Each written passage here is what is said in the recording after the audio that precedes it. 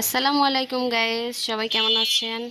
এই যে আজকে চলে আসলাম আমার একটা নতুন রেসিপি নিয়ে। সেটা হচ্ছে মিষ্টি কুমড়ার ফুল দিয়ে ডিম ভাজি। আমি জানি এটা কম বেশি সবাই পারে, তো তারপরেও আমি আজকে আপনাদের সাথে শেয়ার করব। এগুলো আমি বেছে নিচ্ছি সুন্দর করে, এখন ধুয়ে নিব, তারপরে ভাজা করব।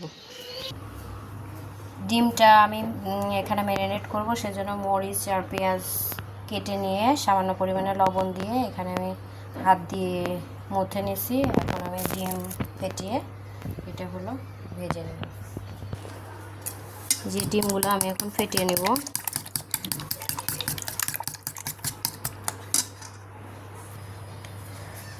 এখন আমি ডিমের ভিতরে মিষ্টি কুমড়ার ফুলটা দিয়ে দিব আর চুবিয়ে চুবিয়ে গরম তেলে ছেড়ে দেব। এভাবে আমি একে একে সবগুলো ভেজে নেব।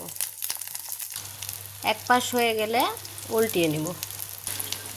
এই যে হয়ে গেছে, আমি এখন উঠিয়ে নিব। এই যে আমি এভাবে উঠিয়ে নিচ্ছি, হয়ে গেছে।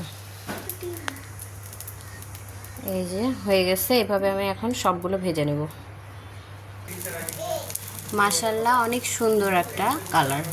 এভাবে আমি সবগুলোকে ভেজে নিচ্ছি। দেখতে কিন্তু খুব সুন্দর, খেতেও কিন্তু অনেক টেস্টি। মাশাআল্লাহ মাশাআল্লাহ, দেখতে কিন্তু অনেক সুন্দর।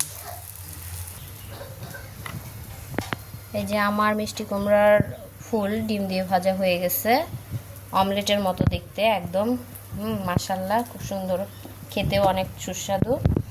তো যার যার পছন্দ শেষে কিন্তু এইভাবে বানিয়ে খেতে পারেন, টেস্ট করে দেখতে পারেন। টেস্ট কিন্তু মাশাআল্লাহ 100তে 100। যাই হোক, আমার রেসিপিটা দেখে যদি কারো ভালো লাগে, লাইক কমেন্ট শেয়ার করতে ভুলবেন না। সবাই ভালো থাকবেন, আল্লাহ হাফেজ।